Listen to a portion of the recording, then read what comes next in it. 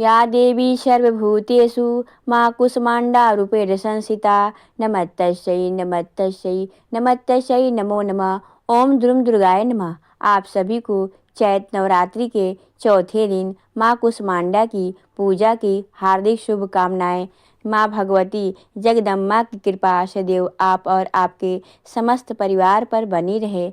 आज है 22 मार्च 2026, दिन है रविवार और आज है चैत्र मास की शुक्ल पक्ष की चतुर्थी। नवरात्रि के चौथे दिन 4 अध्याय के पाठ किए जाते हैं। 5, 6, 7 और 8 यह चारों अध्याय एक साथ किए जाते हैं, लेकिन आज का अध्याय सुनने से पहले आप सुनेंगे कवच, अर्गला और तिलक, क्योंकि इनके बिना पाठ का संपूर्ण फल नहीं मिलता और इसीलिए प्रतिदिन आपको कवच, अर्गला और तिलक सुनना अनिवार्य है। तो अब पूरे भक्ति भाव के साथ माँ दुर्गा का ध्यान करते हुए दुर्गा कवच के पाठ का प्रारंभ करते हैं। सबसे पहले विनियोग है ओम नमः चंडिकाय। माँ दुर्गा के चंडी रूप को हमारा नमन है।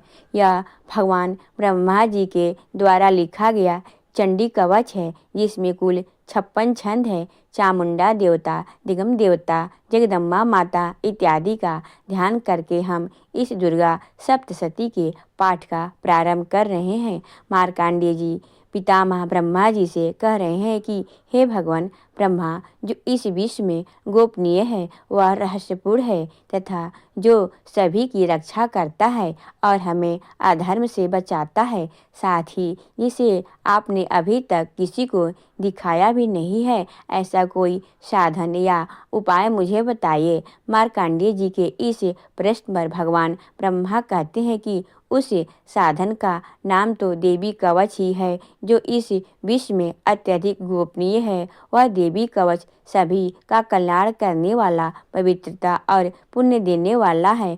आपको इसी का ही जप करना चाहिए, इससे ही आपका उद्धार होगा। माँ दुर्गा की 9 मूर्तियाँ हैं। माँ दुर्गा का प्रथम स्वरूप है माँ शैलपुत्री, दूसरा स्वरूप है माँ ब्रह्मचारिणी। माँ दुर्गा का तीसरा स्वरूप है माँ चंद्रघंटा और चौथा स्वरूप है माँ कुष्मांडा।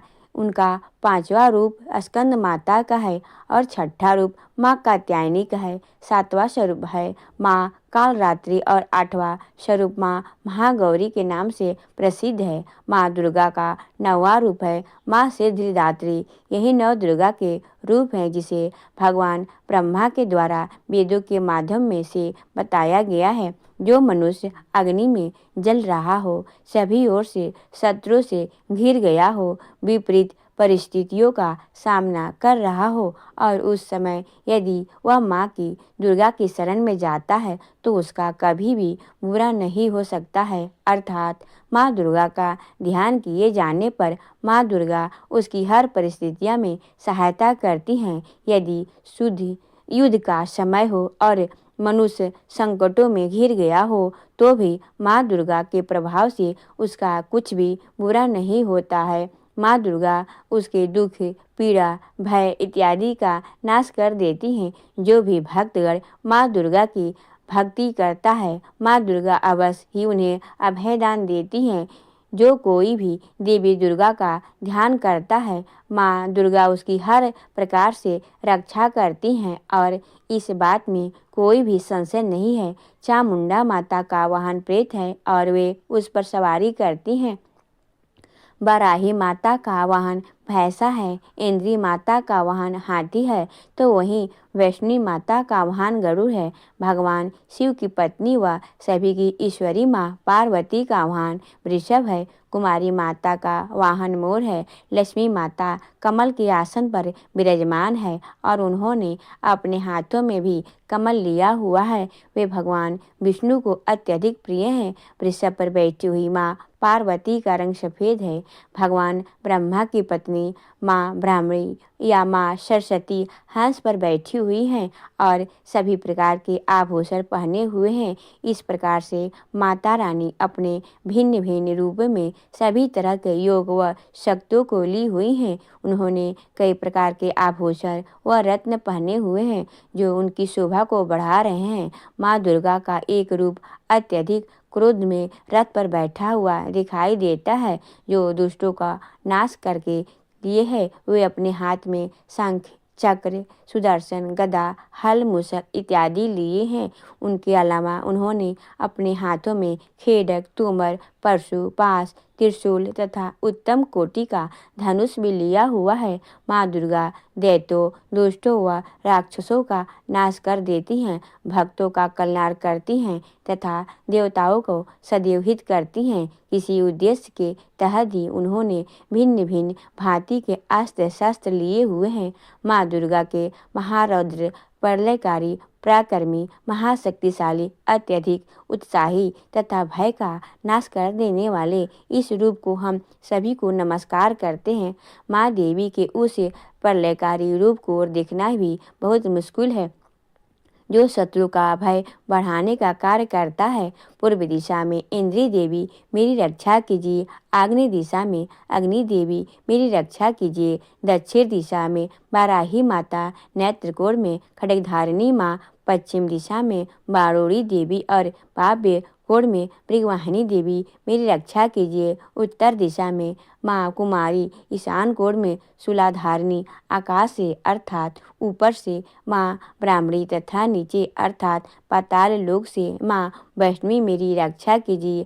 राक्षसों के शव को अपने वाहन के रूप में उपयोग में लाने वाली माँ चामुंडा देवी आप दसों दिशाओं से मेरी रक्षा कीजिए। आगे से माँ जया तथा पीछे से माँ विजया आप मेरी रक्षा कीजिए। माँ अर्जिता मेरे वाम भाग में और दक्षिण दिशा में अपराजिता देवी मेरी रक्षा करे। मेरे सिर की रक्षा उद्धनी देवी और माँ उमा मेरे सिर की रक्षा करे अर्थात उसमें वास करे। आप मेरे ललाट की मालाधारी के रूप में और भवों को यशस्विनी के रूप में संरक्षण करे। भवों के बीच में त्रिनेत्र के रूप में और नाक के यम घंटा के रूप में रक्षा करे। दोनों आँखों के बीच में शंख माता के रूप में और कानों के द्वार वासनी के रूप में रक्षा करे। मेरे कपाल की कालिका के रूप में और कानों के मूल की शंकरी देवी रक्षा करे। नासिका की सुगंधा देवी और होठ की ऊपरी भाग की चर्चिका देवी रक्षा करे। होठ के निचले भाग की रक्षा अमृत कला देवी और जीभ की सरस्वती देवी रक्षा करे। मेरे दांतों की कुमारी देवी, कंठ की चंडिका देवी, खंडिका के चित्र घंटा देवी और तालु की महामाया देवी रक्षा करे। मेरी ठोड़ी की कामाक्षी देवी, वाणी की सर्वमंगला देवी, गिरवा की भद्रकाली देवी तथा मेरुदंड की धनुर्धारी देवी रक्षा करे।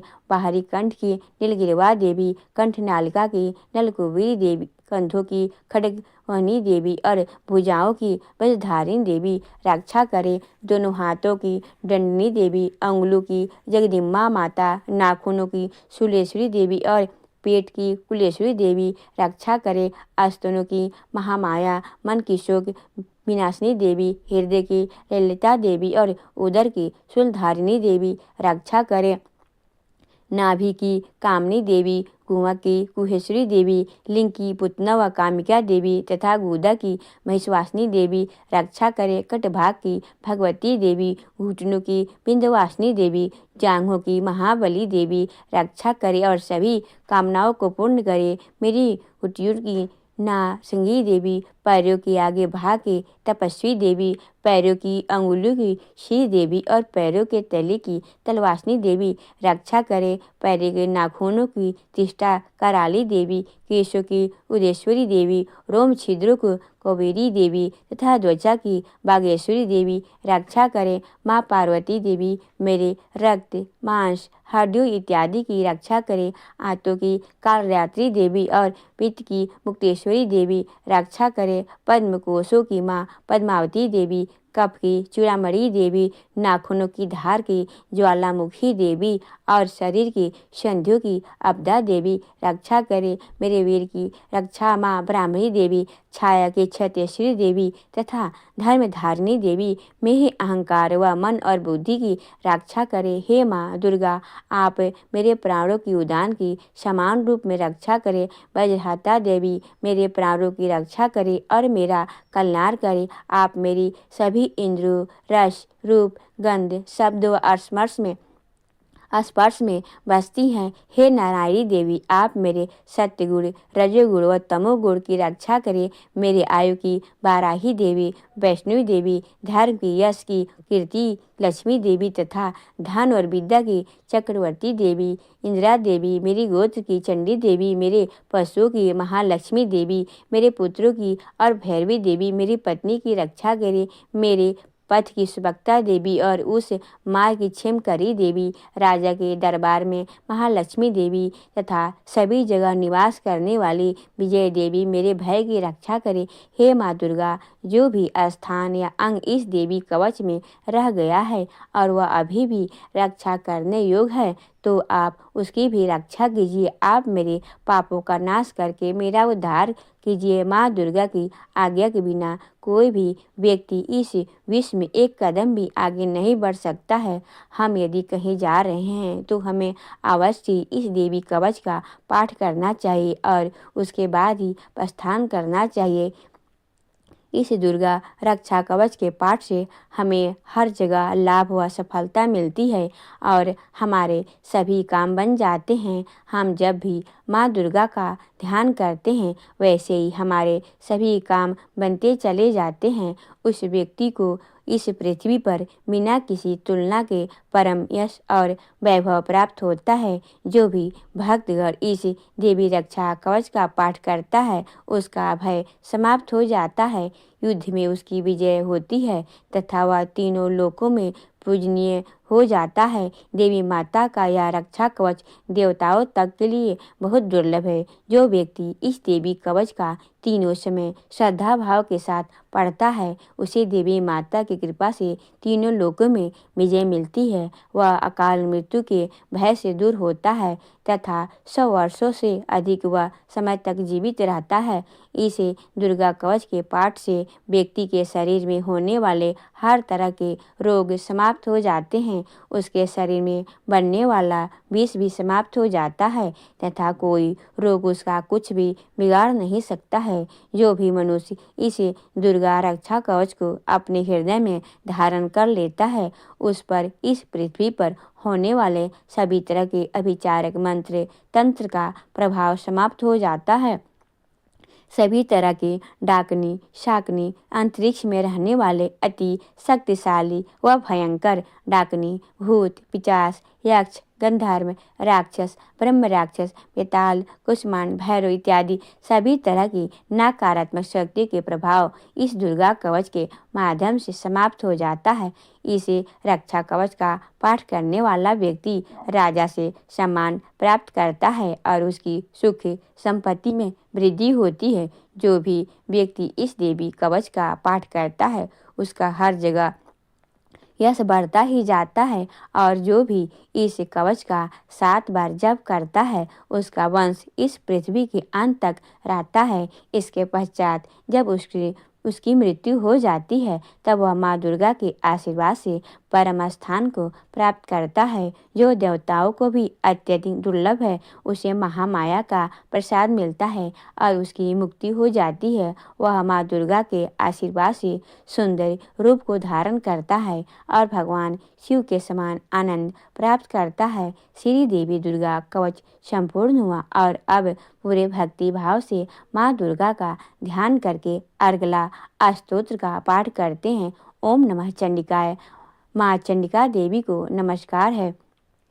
मार्कंडेय जी ऋषि कहते हैं, जयंती अर्थात सबसे उत्कृष्ट एवं विजयशालिनी मंगला अर्थात अपने भक्तों को जन्म मरण आदि संसार बंधन को दूर करने वाली मोक्षदायिनी मंगलदाय देवी काली अर्थात प्रलय काल में संपूर्ण सृष्टि को अपना ग्रास बना लेने वाली देवी भद्रकाली अर्थात अपने भक्तों के लिए ही भद्र अथवा मंगल स्वीकार करने वाली कपालिनी अर्थात हाथ में कपाल तथा गले में मुंडमाला धारण करने वाली दुर्गा अर्थात कर्म एवं उपासना स्वरूप दुर्साध्य साधन से प्राप्त होने वाली क्षमा अर्थात अत्यंत करुणामय स्वभाव होने के कारण अपने भक्तों के सारे अपराध क्षमा करने वाली शिवा अर्थात सबका कल्याण करने वाली धात्री अर्थात संपूर्ण प्रपंच को धारण करने वाली स्वाहा अर्थात स्वाहा रूप के यज्ञ भाव ग्रहण करके देवताओं का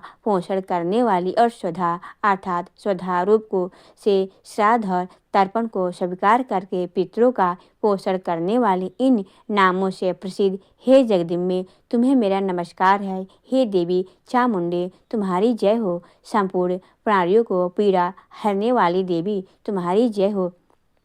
सब में व्याप्त रहने वाली देवी तुम्हारी जय हो। हे कालरात्रि तुम्हें नमस्कार है। मधु और कैटब को मारने वाली तथा ब्रह्मा जी को वरदान देने वाली देवी तुम्हें नमस्कार है। तुम मुझे रूप दो, जय दो, यश दो और काम क्रोध आदि शत्रु का नाश करो। महिषासुर का नाश करने वाली तथा भक्तों को सुख देने वाली हे देवी तुम्हें नमस्कार है। तुम रूप दो, जय दो, यश दो और काम क्रोध आदि शत्रुओं का नाश करो। रक्त बीज का वध और चामुंडा का विनाश करने वाली हे देवी तुम रूप दो, जय दो, यश दो और काम क्रोध आदि शक्तियों का नाश करो। शुंभ और निशुंभ तथा ध्रुम लोचन का मर्दन करने वाली हे देवी तुम रूप दो, जय दो, यश दो और काम क्रोध आदि शत्रुओं का नाश करके सबको द्वारा बंदित युगल चरणों वाली तथा संपूर्ण सौभाग्य प्रदान करने वाली हे देवी तुम रूप दो, जय दो, यश दो और काम क्रोध आदि शत्रुओं का नाश करो। हे देवी तुम्हारे रूप और चरित्र अचिरित्य हैं। तुम समस्त शत्रुओं का विनाश करने वाली हो। तुम रूप दो, जय दो, यश दो और काम क्रोध आदि शत्रुओं का नाश करो। पापों को दूर करने वाली हे चंडिके जो भक्ति पूर्वक तुम्हारे चरण में सर्वदा मस्तक झुकाते हैं उन्हें रूप दो, जय दो, यश दो और उनके काम क्रोध आदि शत्रु का नाश करो। रोगों का नाश करने वाली हे चंडिके जो भक्ति पूर्वक तुम्हारी स्तुति करते हैं उन्हें रूप दो, जय दो, यश दो और उनके काम क्रोध आदि शत्रु का नाश करो। हे चंडिके इस संसार में जो भक्ति पूर्वक तुम्हारी पूजा करते हैं उन्हें रूप दो, जय दो, यश दो और उनके काम क्रोध आदि शत्रुओं का नाश करो। मुझे सौभाग्य और आरोग्य दो, परम सुख दो, रूप दो, जय दो, यश दो और मेरे काम क्रोध आदि शत्रुओं का नाश करो। जो मुझसे द्वेष रखते हो उनका नाश और मेरे बल की वृद्धि करो। रूप दो, जय दो, यश दो और मेरे काम क्रोध आदि शत्रुओं का नाश करो। हे देवी मेरा कल्याण करो, मुझे उत्तम संपत्ति प्रदान करो। रूप दो, जय दो, यश दो और मेरे काम क्रोध आदि शत्रुओं का नाश करो। हे अंबिके देवता और असुर दोनों ही अपने माथे के मुकुट की मड़ियों को तुम्हारे चरण पर घिसते रहते हैं। तुम रूप दो, जय दो, यश दो और काम क्रोध आदि शत्रुओं का नाश करो। तुम अपने भक्तों जनों को विद्वान, यशस्वी और लक्ष्मीवान बनाओ तथा रूप दो, जय दो, यश दो और उनके काम क्रोध आदि शत्रुओं का नाश करो। प्रपंच देवतों के तर्क का दलन करने वाली हे चंडिके मुझे शरणागत को रूप दो, जय दो, यश दो और मेरे काम क्रोध आदि शत्रुओं का नाश करो। चतुर्मुख ब्रह्मा जी के द्वारा प्रशंसित चार भुजा धारिणी हे परमेश्वरी तुम रूप दो, जय दो, यश दो और काम क्रोध आदि शत्रुओं का नाश करो। हे देवी अंबिके भगवान विष्णु नित्य निरंतर भक्ति पूर्वक तुम्हारी स्तुति करते हैं।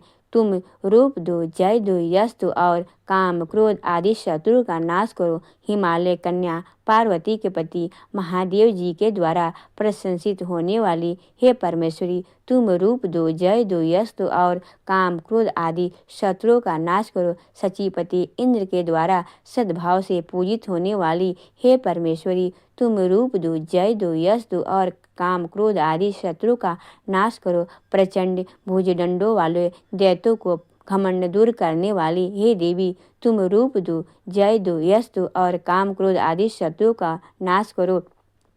हे देवी अम्बिके, तुम अपने भक्त जनों को सदा असीम आनंद प्रदान करती हो। मुझे रूप दो, जय दो, यश दो और मेरे काम क्रोध आदि शत्रुओं का नाश करो। मन की इच्छा के अनुसार चलने वाली मनोहर पत्नी प्रदान करो, जो दुर्गम संसार सागर के तारने वाले तथा उत्तम कुल में उत्पन्न हुई हो।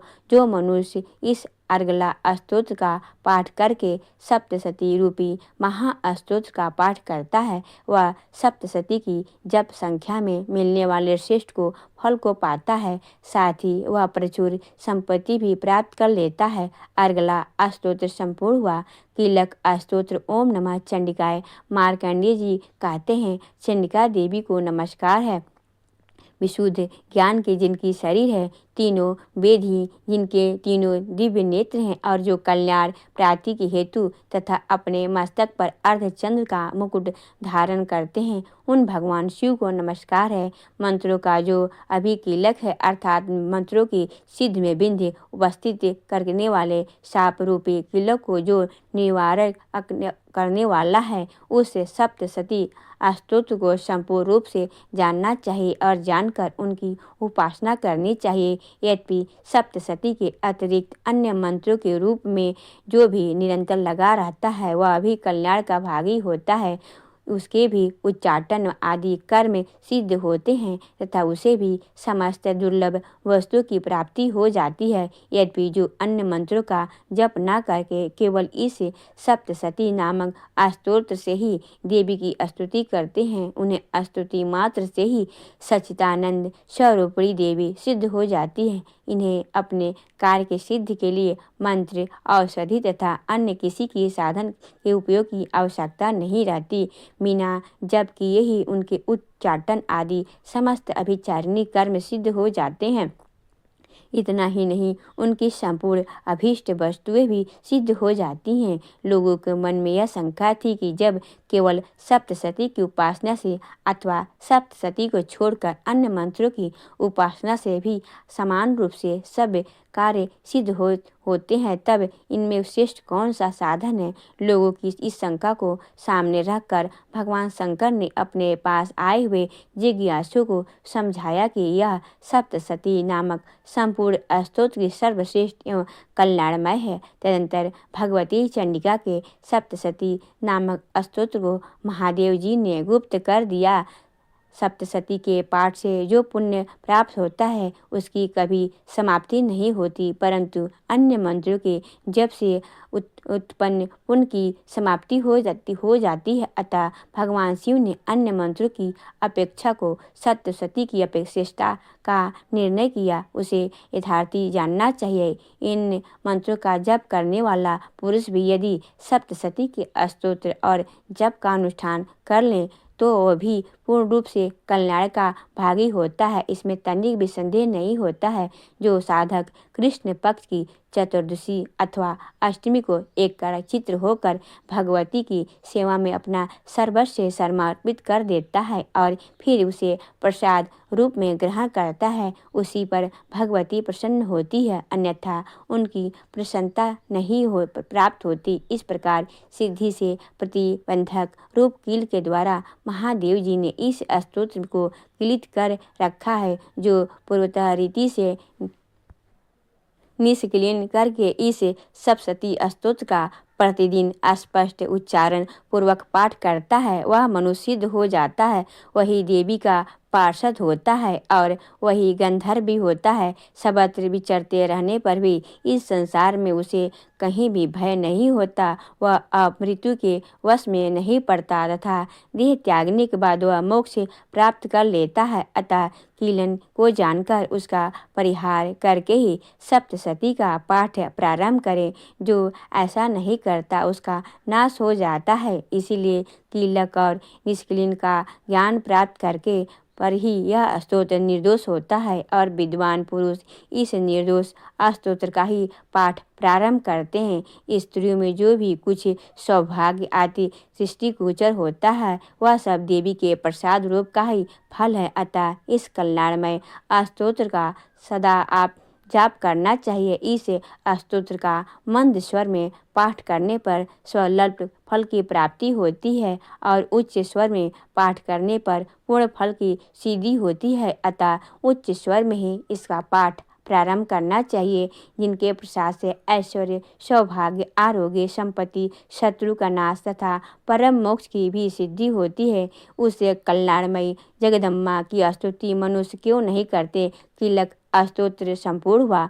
दुर्गा सप्तशती का 5वां, 6ठा, 7वां और 8वां अध्याय। और दुर्गा सप्तशती के 5वें अध्याय में देवताओं द्वारा देवी की स्तुति और चंडमुंड के मुख के से अंबिका के रूप की प्रशंसा सुनकर शुंभ का उनके पास दूत भेजना और दूत का निराश लौटने का वर्णन किया गया है। जो पाठ सुनने से पहले माँ भगवती दुर्गा का अपने मन में ध्यान कीजिए। ओम नमः चंडिकाय इस मंत्र का उच्चारण कीजिए और पूरे भक्ति भाव से इस कथा का श्रवण करते हैं। ऋषि कहते हैं, पूर्व काल में शुंभ और निशुंभ नामक असुरों ने अपने बल के घमंड में आकर सचीपति इंद्र के हाथों से तीनों लोगों का राज्य और यज्ञ भाग्य छीन लिया। वे दोनों सूर्य, चंद्रमा, कुबेर, यम और वरुण के अधिकार का भी उपयोग करने लगे। वायु और अग्नि का कार्य भी वे ही करने लगे। उन दोनों ने सब देवताओं को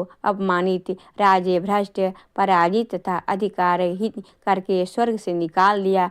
उन दोनों महान असुरों से तिरस्कृत देवताओं ने अपमानित हो देवी का स्मरण किया और सोचा, जगदम्बा ने हम लोगों को वर दिया था, आपत्ति काल में स्मरण करने पर मैं तुम्हारी सब आपत्तियों को तत्काल नाश कर दूंगी। यह विचार कर देवता गिरिराज हिमालय पर गए और वहाँ भगवती विष्णु माया की स्तुति करने लगे। देवता बोले, देवी को नमस्कार है, महादेवी शिवा को सर्वदा नमस्कार है, प्रकृति भद्रा को प्रणाम है। हम लोग नियम पूर्वक जगदम्बा को नमस्कार करते हैं। रौद्रा को नमस्कार है, नित्या गौरियों धात्री को बारंबार नमस्कार है।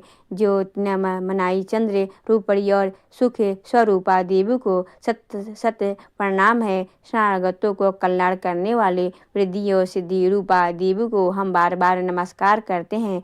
नैद्री अर्थात राक्षसों को लक्ष्मी, राजाओं को लक्ष्मी तथा संवारी अर्थात शिव पत्नी स्वरूपा आप जगदम्बा को बार बार नमस्कार है। दुर्गा दुर्गपारा दुर्गम संकट से पार उतारने वाले सारा अर्थात सबकी सारभूता सर्वकारी ख्याति कृष्ण और ध्रुमा देवी को सर्वदा नमस्कार है। अत्यंत सौम्य तथा अत्यंत रौद्र रूपा देवी को हम नमस्कार करते हैं। उन्हें बार बार हम नमस्कार करते हैं। जगत की आधार भूताकृति देवी को बार बार नमस्कार करते हैं। जो देवी सब प्राणियों को विष्णु माया के नाम से कही जाती हैं, उनकी नमस्कार है, उनको नमस्कार, उनको बारंबार नमस्कार है। जो देवी सब प्राणियों को चेतना कहलाती हैं, उनको नमस्कार, उनको बारंबार नमस्कार है। जो देवी सब प्राणियों की बुद्धि रूप से स्थिर हैं, उनको नमस्कार, उनको बारंबार नमस्कार है। जो देवी सब प्राणियों में निंद्रा रूप से स्थिर है, उनको नमस्कार, उनको बारंबार नमस्कार है। जो देवी सब प्राणियों की क्षुधा रूप से स्थित हैं, उनको नमस्कार, उनको बारंबार नमस्कार है। जो देवी सब प्राणियों में छाया रूप से स्थित हैं, उनको नमस्कार, उनको बारंबार नमस्कार है। जो देवी सब प्राणियों में शक्ति रूप से स्थित हैं, उनको नमस्कार, उनको नमस्कार, उनको बारंबार नमस्कार है। जो देवी सब प्राणियों में तृष्णा रूप से तीसरा रूप से स्थित है उनको नमस्कार, उनको नमस्कार, उनको बारंबार नमस्कार है। जो देवी सब प्राणियों में शांति रूप से अर्थात क्षमा रूप से स्थित हैं उनको नमस्कार, उनको नमस्कार, उनको बारंबार नमस्कार है। जो देवी सब प्राणियों में जाति रूप से स्थिर है उनको नमस्कार, उनको नमस्कार, उनको बारंबार नमस्कार है। जो देवी सब प्राणियों में लज्जा रूप से स्थिर है उनको नमस्कार, उनको नमस्कार, उनको बारंबार नमस्कार है। जो देवी सब प्राणियों में शांति रूप से स्थिर है उनको नमस्कार, उनको नमस्कार, उनको बारंबार नमस्कार है। जो देवी सब प्राणियों में श्रद्धा रूप से स्थिर है उनको नमस्कार, उनको नमस्कार, उनको बारंबार नमस्कार है। जो देवी सब प्राणियों में कांत रूप से स्थिर हैं उनको नमस्कार, उनको नमस्कार, उनको बारंबार नमस्कार है। जो देवी सब प्राणियों में लक्ष्मी रूप से स्थिर है उनको नमस्कार, उनको नमस्कार, उनको बारंबार नमस्कार है। जो देवी सब प्राणियों में प्रीति रूप से स्थिर है उनको नमस्कार, उनको नमस्कार, उनको बारंबार नमस्कार है। जो देवी सब प्राणियों में स्मृति रूप से स्थिर है उनको नमस्कार, उनको नमस्कार, उनको बारंबार नमस्कार है। जो देवी सब प्राणियों में दया रूप से स्थिर है उनको नमस्कार, उनको नमस्कार, उनको बारंबार नमस्कार है। जो देवी सब प्राणियों में तुष्टा रूप से स्थिर है उनको नमस्कार, उनको नमस्कार, उनको बारंबार नमस्कार है। जो देवी सब प्राणियों में माता रूप से स्थिर है उनको नमस्कार, उनको नमस्कार, उनको बारंबार नमस्कार है। जो देवी सब प्राणियों में भ्रातृ रूप से स्थिर है उनको नमस्कार, उनको नमस्कार, उनको नमस्कार, बारंबार नमस्कार है। जो जीवों को इंद्रिय रोग की अधिराष्ट्रीय देवियों सर्व प्राणियों को सदा व्याप्त करने वाली हैं उन्हें व्याप्ति देवी को बारंबार नमस्कार है। जो देवी चैतन्य रूप से इस संपूर्ण जगत को व्याप्त करके स्थिर है उनको नमस्कार, उनको नमस्कार, उनको बारंबार नमस्कार है। पूर्व काल में अपने अभीष्ट को प्राप्ति होने से देवताओं ने जिनकी स्तुति की तथा देवराज इंद्र ने बहुत दिनों तक जिनका सेवन किया, यह कल्याण की साधना होता ईश्वरी हमारा कल्याण और मंगल करे तथा सारी आपत्तियों का नाश कर डालें। उदंग दैत्यों ने सताए हुए हम सभी देवता जिन परमेश्वरी को इस समय नमस्कार करते हैं तथा जो भक्ति से विनम्र पुरुषों द्वारा स्मरण किए जाने पर तत्काल ही संपूर्ण विपत्तियों का नाश कर देती हैं, वे जगदम्बा हमारा संकट दूर करे। तब ऋषि कहते हैं, हे राजन, इस प्रकार जब देवता स्तुति कर रहे थे उस समय पार्वती देवी गंगा जी के जल में स्नान करके लिए वहाँ आई। पुनः सुंदर भाव वाली भगवती ने देवताओं से पूछा, आप लोग यहाँ किसकी स्तुति करते हैं? तब उन्हीं के शरीर कोश से प्रकट हुई शिवा देवी बोली, सुमत दैत्यों के तिरस्कृत और युद्ध में निशुम्भ से पराजित हो जाने पर एकत्रित हुए यह सब देवी देवता यह मेरी ही स्तुति कर रहे हैं। पार्वती जी के शरीर को से अंबिका का प्रादुर्भाव हुआ था, इसीलिए वे समस्त लोगों को कौशिकी कही जाती है। कौशिकी के प्रकट होने के बाद पार्वती देवी जी का शरीर काले रंग का हो गया, अतः वे हिमालय पर रहने वाली कालिका देवी के नाम से विख्यात हुई। तदंतर शुंभ निशुंभ के भृत्य चंडमुंड वहाँ आए और उन्होंने परम मनोहर रूप धारण करने वाली अंबिका देवी को देखा। फिर वे शुंभ के पास जाकर बोले, महाराज, एक अत्यंत मनोहर स्त्री है जो अपनी दिव्य कांत से हिमालय को प्रकाशित कर रही है। वैसा उत्तम रूप कहीं किसी ने भी नहीं देखा होगा। अश्वेश्वर पता लगाइए वह देवी कौन है और उसे ले लीजिए। स्त्री में तो वह रत्न है, उसका प्रत्येक अंग बहुत ही सुंदर है तथा वह अपने ही अंगों की प्रभा से संपूर्ण दिशाओं से में प्रकाशित कर रही है। हे दैत्यराज, अभी वह हिमालय पर ही मौजूद है, आप उसे देख सकते हैं। हे प्रभु, तीनों लोकों में मणि, हाथी और घोड़े आदि जितने भी रत्न हैं वे सब इस समय आपके द्वार पर शोभा पाते हैं। हथुनियों में रत्नभूत ऐरावत, यह पराजित का वृक्ष और यह उच्च श्रवा घोड़ा, यह सब आपने इंद्र से ले लिया है। हंसों से जुता हुआ ये विमान भी आपके आंगन में ही शोभा पाता है। यह रत्नभूत अद्भुत विमान जो पहले ब्रह्मा जी के पास था अब आपके यहाँ लाया गया है। यह महापद्म नामक निधि आप कुबेर से छीन ले लाए हैं और समुद्र भी आपको किंजालिक नामक माला भेंट की है, जो केसरों से सुशोभित है और जिनके कमल कभी कुमलाते नहीं हैं। सुवर्ण की वर्षा करने वाला बरूर का छत्र भी आपके घर में शोभा पाता है, तथा यह श्रेष्ठ रथ जो पहले प्रजापति के अधिकार में था, अब आपके पास मौजूद है।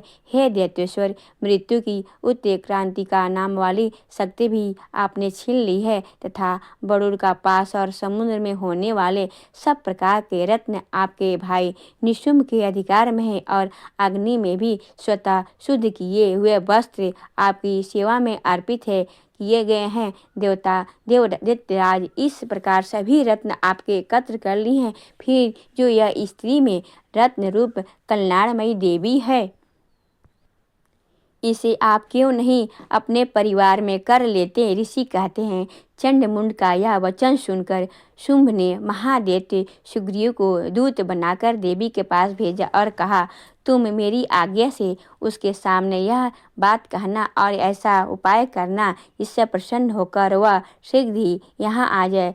तब वह दूत पर्वत के अत्यंत रमणीय प्रदेश में जहाँ देवी मौजूद थी गया और मधुर वाणी में कोमल वचन में बोला। दूत बोला, हे देवी, दैत्यराज शुंभ इस समय तीनों लोगों को परमेश्वर है। मैं उन्हीं का भेजा हुआ दूत हूँ और यहाँ तुम्हारे पास आया हूँ। उनकी आज्ञा सदा सब देवता एक स्वर में मानते हैं, कोई उनका उल्लंघन नहीं कर सकता।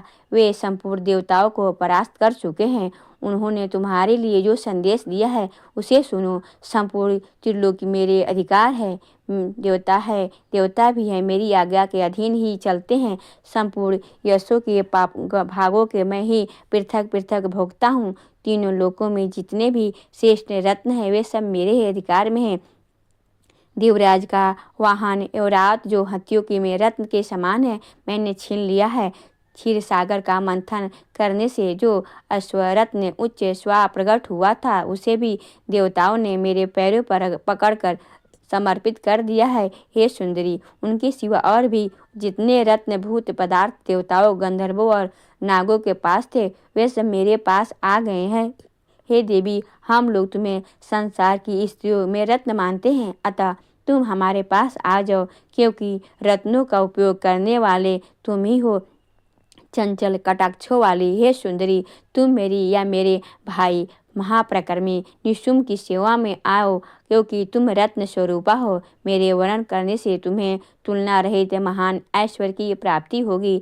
अपनी बुद्धि से यह विचार कर तुम मेरी पत्नी बन जाओ। ऋषि कहते हैं, दूत के कहने पर कल्याणमयी भगवती दुर्गा देवी इस जगत को धारण करती हैं। मन ही मन गंभीर भाव से मुस्कुराई और इस प्रकार बोली। देवी ने कहा, हे दूत, तुमने बिल्कुल सत्य कहा है, इसमें तनिक भी मिथ्या नहीं है। शुंभ तीनों लोक का स्वामी है और निशुम्भ भी उसी के समान पराक्रमी है, किंतु इस विषय में मैंने जो प्रतिज्ञा कर ली है, इसे मिथ्या मैं कैसे करूं। मैंने अपनी अल्प बुद्धि के कारण पहले से जो प्रतिज्ञा कर रखी है उसे सुनो। जो मुझे संग्राम में जीत लेगा, जो मेरे अभिमान को चूर्ण कर देगा, तथा संसार में जो मेरे समान बलवान होगा, वही मेरा स्वामी होगा। इसीलिए शुंभ तथा महादैत्य निशुम्भ स्वयं ही यहाँ पधारे और मुझे जीतकर सीधे ही मेरा पारी ग्रहण कर ले। इसमें विलंब की क्या आवश्यकता है। दूत बोला, हे देवी, तुम घमंड से भरी हो, तुम मेरे सामने ऐसी बातें मत करो। तीनों लोकों में कौन ऐसा पुरुष है जो शुंभ और निशुम्भ के सामने खड़ा हो सके। हे देवी, अन्य देवताओं के सामने ही सारे देवता युद्ध में नहीं ठहर सकते, फिर तुम अकेली स्त्री होकर कैसे ठहर सकती हो। जिन शुंभ आदि दैत्यों के सामने इंद्र आदि सब देवता भी युद्ध में खड़े ना हुए, उनके सामने तुम स्त्री होकर कैसे जाओगी। इसीलिए तुम मेरे यूँ कहने से शुंभ और निशुम्भ के पास चली जाओ।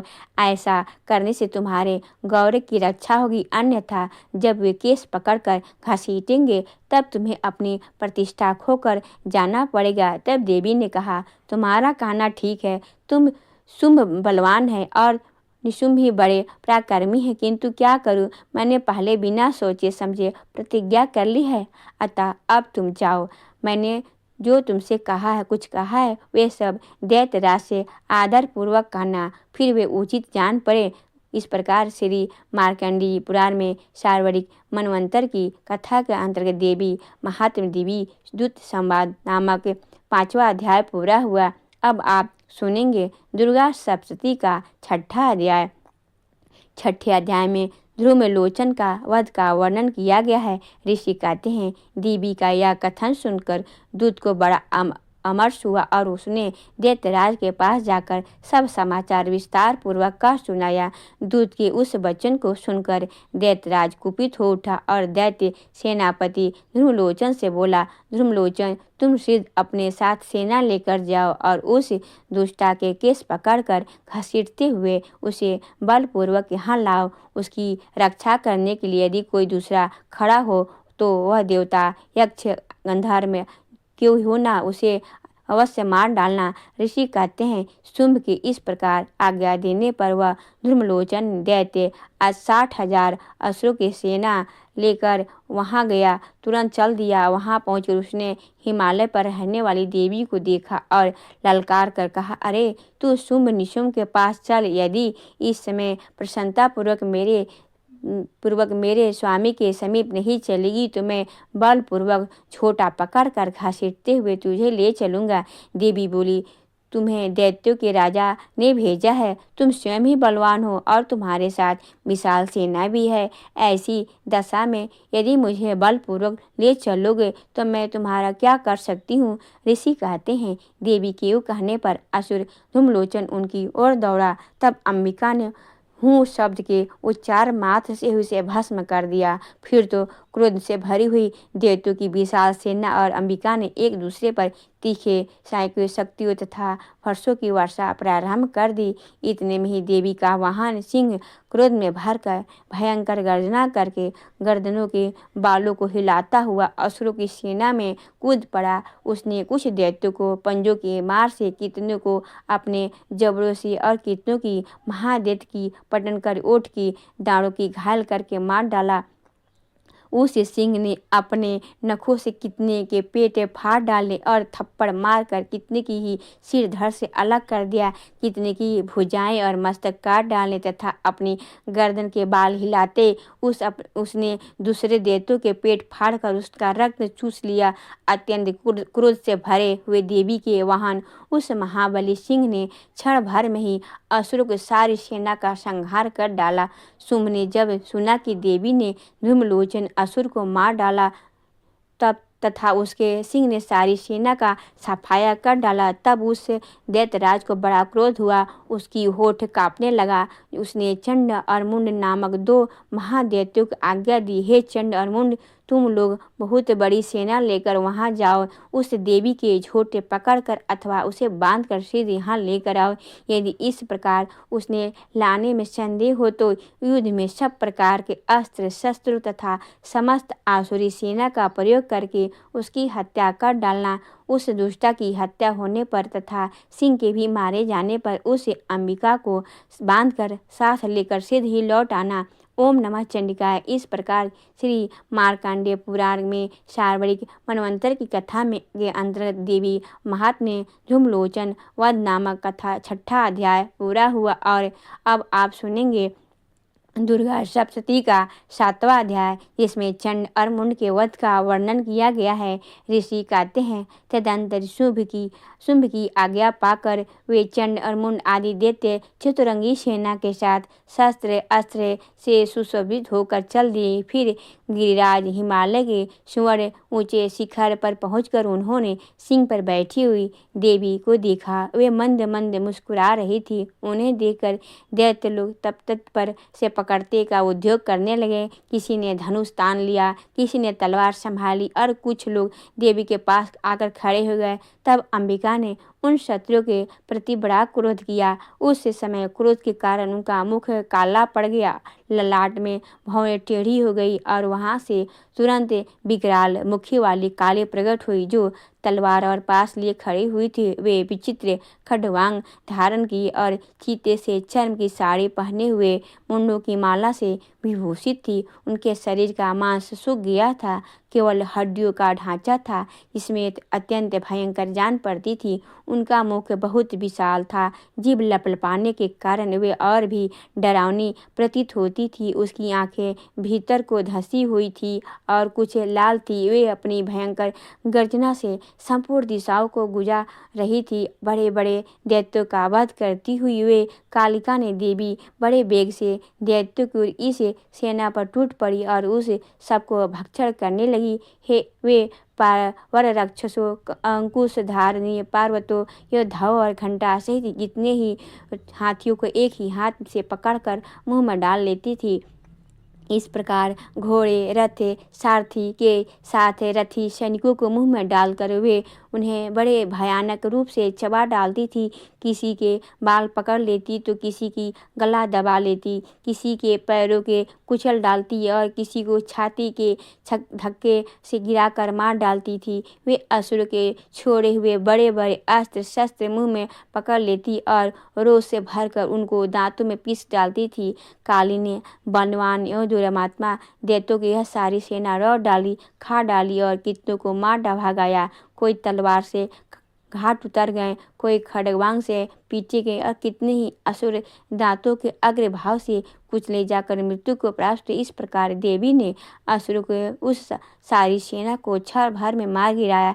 यह देखकर चंड उन अत्यंत भयानक काली देवी को दौड़ा तथा महादैत्य मुंड ने भी अत्यंत भयंकर बाणों की वर्षा से तथा हजारों बार चलाए हुए चक्रों से उन भयानक नेत्रों वाली देवी को आच्छादित कर दिया। वे अनेकों चक्र देवी के मुख में समाते हुए ऐसे जान पड़े मानो सूर्य के बहुत मंडल बादलों के उदर में प्रवेश कर रहे हों। तब भयंकर गर्जना करने वाली काली ने अत्यंत रोष से भरकर विकट अट्टहास किया। उस समय उनके विकराल बदन के भीतर कठिनता के देखे जाने सकने वाले दांतों की प्रभा से वे अत्यंत उज्ज्वल दिखाई देती थी। देवी ने बहुत बड़ी तलवार हाथ में ले हंग का उच्चारण करके चंड पर धावा किया और उसके केस पकड़ के उसी तलवार से उसका मस्तक काट डाला। चंड को मारा देकर मुंड भी देवी की ओर दौड़ा। तब देवी ने रोष से भरकर उसे भी तलवार से घायल करके धरती पर सुला दिया। महापराक्रमी चंड और मुंड को मारा गया देखकर मरने से बची हुई बाकी सेना भय से व्याकुल होकर चारों ओर भागने लगे। तदंतर काली ने चंड और मुंड का मस्तक हाथ में लेकर चंडिका के पास जाकर प्रचंड अट्टहास करते हुए कहा, हे देवी, मैंने चंड और मुंड नामक उन दोनों महादैत्यों को तुम्हें भेंट दिया है। अब युद्ध यज्ञ में तुम शुंभ और निशुंभ का स्वयं ही वध करना। ऋषि कहते हैं, वहाँ लाए हुए उन चंड मुंड नामक महादैत्यों को देखकर कल्याणमयी चंडी ने काली से मधुर वाणी में कहा, हे देवी, तुम चंड और मुंड को लेकर मेरे पास आई हो, इसीलिए संसार में चामुंडा के नाम से तुम्हारी ख्याति होगी। ओम नमः चंडिकाय। इस प्रकार श्री मार्कंडेय पुराण में सारवड़ी के मनवंतर की कथा में अंतर्गत देवी महात्म के चंड मुंड का वध का नामक 7वां अध्याय पूरा हुआ। और अब आप सुनेंगे दुर्गा सप्तशती का 8वां अध्याय में रक्त बीज वध का वर्णन किया गया है। ऋषि कहते हैं, चंड और मुंड नामक दैत्यों के मारे जाने पर तथा बहुत सी सेना का संहार हो जाने पर दैत्यों के राजा प्रतापी शुंभ के मन में बड़ा क्रोध हुआ और उस दैत्यों की संपूर्ण सेना को युद्ध के लिए कुछ करने की आज्ञा दी। वह बोला, आज उदयुद्ध नाम से 86 दैत्य सेनापति अपनी सेनाओं के साथ युद्ध के लिए प्रस्थान करो। कंबू नाम वाले दैत्यों ने 84 सेना नायक अपनी वाहिनी के गिरे हुए यात्रा करें। 50 कौटिवीर कुल के और 100 धर्मकुल के असुर सेनापति मेरी आज्ञा से सेना सहित कूच करे। कालक्र रौद्र हद मौर और काली के असुर भी युद्ध के लिए तैयार होकर मेरी आज्ञा से तुरंत प्रस्थान करें। भयानक शासन करने वाला असुर राज शुंभ इस प्रकार आज्ञा देकर सहस्त्रों बड़ी बड़ी सेनाओं के साथ युद्ध के लिए प्रस्थित हुआ। उसकी अत्यंत भयंकर सेना आती देखकर चंडिका ने अपने धनुष की डंकार से पृथ्वी और आकाश में बीच का भाग गुंजा दिया। हे राजन, तदंतर देवी के सिंह ने भी बड़े जोर जोर से दहाड़ना प्रारंभ किया। फिर अंबिका ने घंटे के शब्द से उस ध्वनि को और भी बढ़ा दिया। धनुष की डंकार, सिंह की दहाड़ और घंटी की ध्वनि से संपूर्ण दिशाएं गूंज उठी। उस भयंकर शब्द से काली ने अपने विकराल मुख को और भी बढ़ा लिया तथा इस प्रकार से विजयिनी हुई।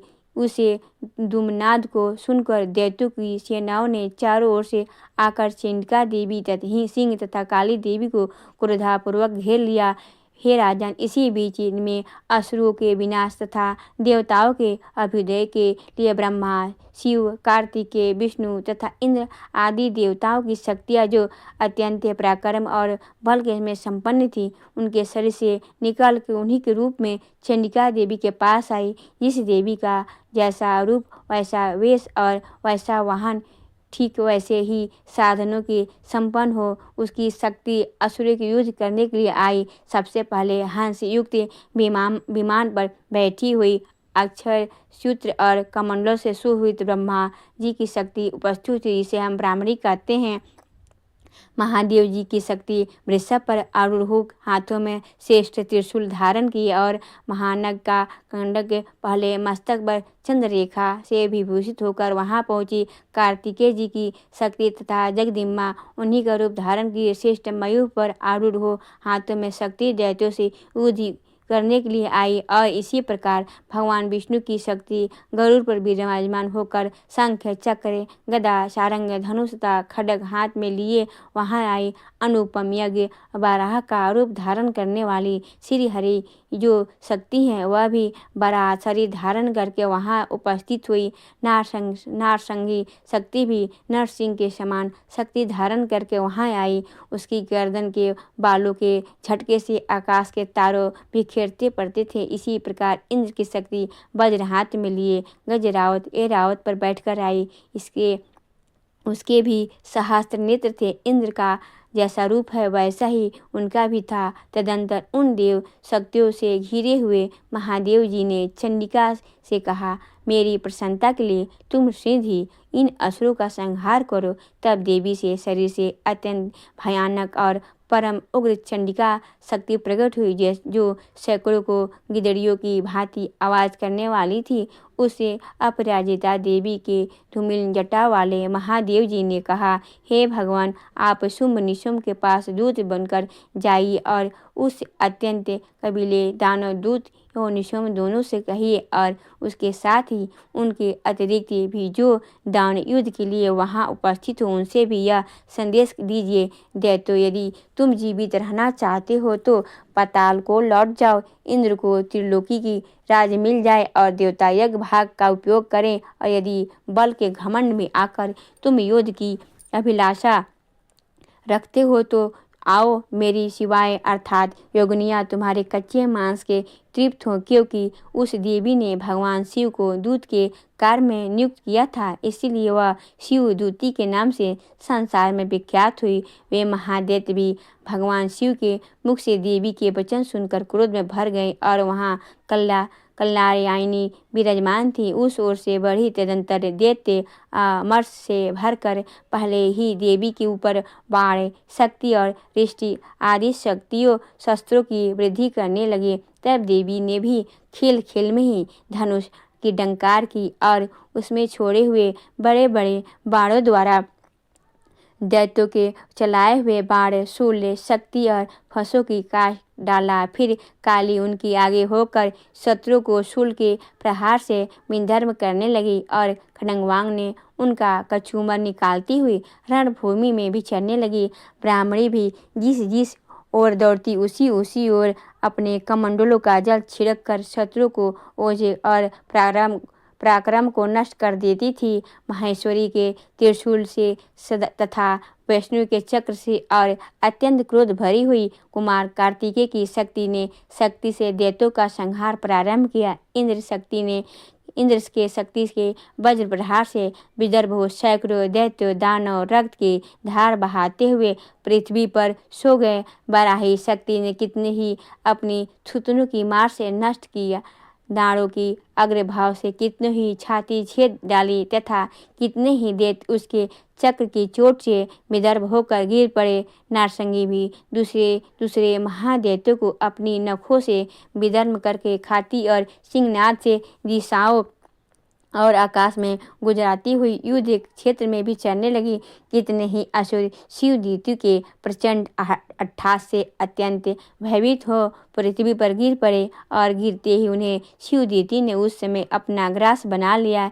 इस प्रकार क्रोध से भरे हुए मातृगण को नाना प्रकार के उपायों से बड़े बड़े असुरों का मर्दन करते करते दैत्य सैनिक भाग खड़े हुए। मातृगणों से पीड़ित दैत्यों को युद्ध से भागते देखकर रक्तबीज नामक महादैत्य क्रोध में भरकर युद्ध करने के लिए आया। उसके शरीर से जब रक्त बूंदें पृथ्वी पर गिरती तब उसी के समान शक्तिशालियों दूसरा महादैत्य पृथ्वी पर पैदा हो जाता। महासुर रक्तबीज हाथ में गदा लेकर इंद्र शक्ति के साथ युद्ध करने लगा। तब इंद्र ने अपने वज्र से रक्तबीज को मारा। वज्र से घायल होने पर उसके शरीर से बहुत सा रक्त छूने लगा और उसी के समान रूप तथा पराक्रम वाले योद्धा उत्पन्न होने लगे। इसके शरीर से रक्त की जितनी बूंदें गिरी उतने ही पुरुष उत्पन्न हो गए। वे सब रक्त बीज के समान ही वीरवान बलवान तथा पराक्रमी थे। वे रक्त से उत्पन्न होने वाले पुरुष भी अत्यंत भयंकर अस्त्र शस्त्रों का प्रहार करते हुए वहां मातृगणों के साथ घोर युद्ध करने लगे। पुनः वज्र के समान प्रहार से जब उनका मस्तक घायल हुआ तब रक्त बहने से और उसके हजारों पुरुष उत्पन्न हो गए। वैष्णवी ने युद्ध में रक्त बीज पर चक्र का प्रहार किया। तब इंद्र ने उस दैत्य सेनापति को गदा से चोट पहुंचाई। वैष्णवी ने चक्र से घायल होने पर उसके शरीर से जो रक्त बहा और उसी से बराबर आकार वाले सहस्त्रों महादैत्य प्रकट हुए। उनके द्वारा संपूर्ण जगत व्याप्त हो गया। कुमारी ने शक्ति से, बाराही ने खड्ग से और माहेश्वरी ने त्रिशूल से महादैत्य रक्तबीज को घायल किया। क्रोध से भरे हुए उस महादैत्य रक्तबीज ने भी गदा से सभी मातृशक्तियों पर पृथक पृथक प्रहार किया। शक्ति और शूल आदि से अनेक बार घायल होने पर भी जो उसके शरीर से रक्त की धारा पृथ्वी पर गिरी उसके भी निश्चय ही सैकड़ों असुर उत्पन्न हुए। इस प्रकार उस महादैत्य के रक्त से प्रकट हुए असुरों द्वारा संपूर्ण जगत व्याप्त हो गया। इससे उन देवताओं को बड़ा भय हुआ। देवताओं को उदास देखकर चंडिका ने काली से शीघ्रतापूर्वक कहा, हे चामुंडे, तुम अपना मुंह और भी फैलाओ तथा मेरे शस्त्रपात से गिरने वाले रक्त बिंदु को और उसमें उत्पन्न होने वाले महादैत्यों को तुम अपने इसी उत्वाले मुख में खाओ और इस प्रकार रक्त से उत्पन्न होने वाले महादैत्यों का भक्षण करती हुई तुम इस रण में विचरती रहो। ऐसा करने से उस दैत्य का सारा रक्त क्षीण हो जाने पर वह स्वयं ही नष्ट हो जाएगा। उन भयंकर दैत्यों को जब तुम खा जाओगी तब दूसरे नए दैत्य उत्पन्न नहीं हो सकेंगे। काली से यो कहकर चंडिका देवी ने शूल से रक्त बीज को मारा और काली ने अपने मुख में उसका रक्त ले लिया। तब उसके वहां चंडिका पर गदा से प्रहार किया, किंतु उस गदापात ने देवी को तनिक भी वेदना नहीं पहुंचाई। रक्त बीज ने घायल शरीर से बहुत सा रक्त गिरा, किंतु जे ही वह गिरा त्यों ही चामुंडा ने उसे अपने मुख में ले लिया। रक्त गिरने से काली के मुख में जो महादैत्य उत्पन्न हुए उन्हें भी वह छट कर गई और उसने रक्त बीज का रक्त भी पी लिया। तदंतर देवी ने रक्त बीज का, जिसका रक्त चामुंडा ने पिया था, वज्र बाण खड्ग तथा रिष्टि आदि से मारा डाला। वे हे राजन, इस प्रकार शस्त्रों में समुदाय में आहत एवं रक्तहीन हुआ महादैत्य रक्त बीज पृथ्वी पर गिर पड़ा।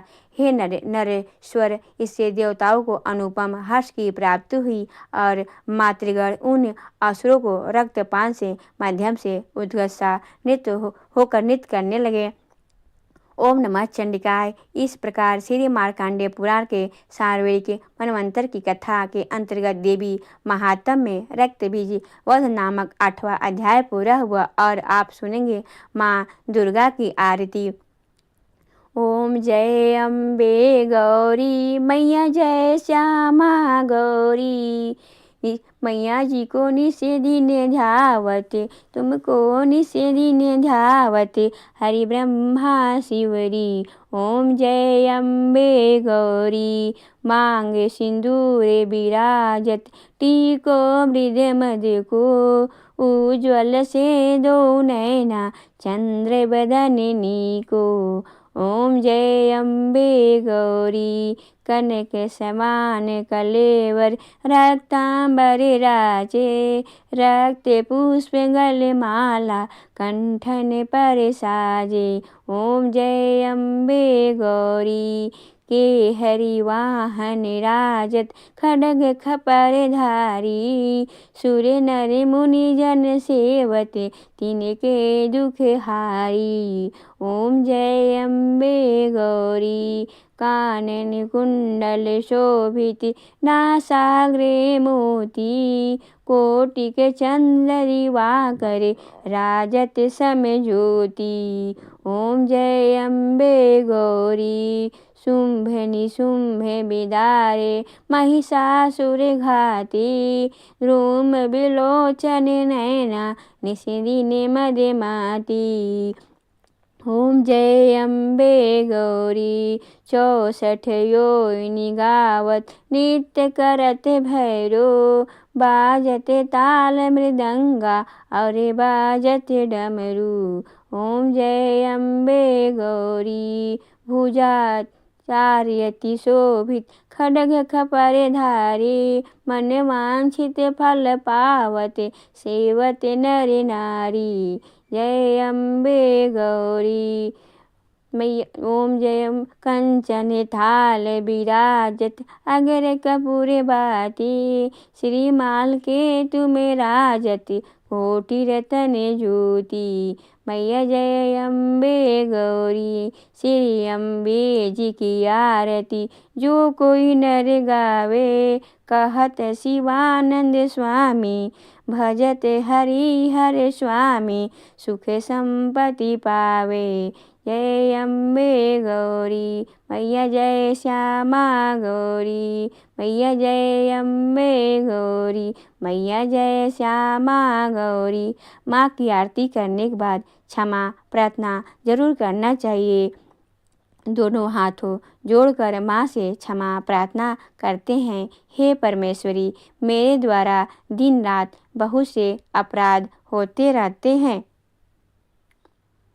मुझे अपना दास समझकर मेरे अपराधों को आप कृपा पूर्वक क्षमा करिए। हे परमेश्वरी मैं आवाहन करना नहीं जानता विसर्जन करना भी नहीं जानता तथा पूजा करने का ढंग भी नहीं जानता। हे माँ मुझे क्षमा करिए।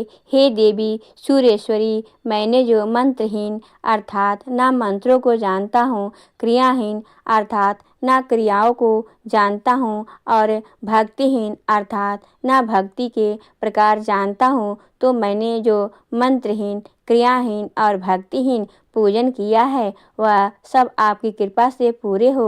सैकड़ों अपराध करने के बाद भी जो आपके शरण में आके जगदम्बा कहकर पुकारता है उसे वह गति प्राप्त होती है जो ब्रह्मा आदि देवताओं के लिए भी पाना आसान नहीं है। हे जगदम्बे मैं अपराधी हूँ किंतु आपकी शरण में आया हूँ। इस समय दया का पात्र हूँ आप जैसा चाहें वैसा करें।